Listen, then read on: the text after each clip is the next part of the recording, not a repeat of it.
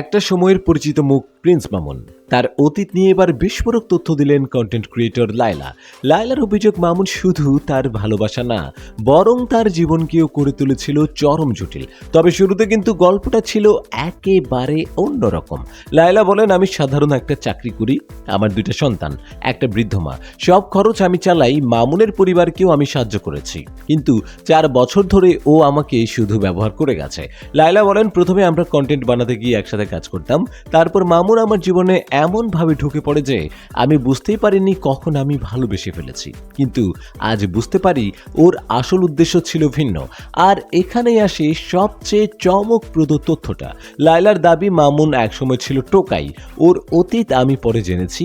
ও বস্তিতে থাকতো, আমি ছাড়াও ওর 2টো সম্পর্ক ছিল আগে।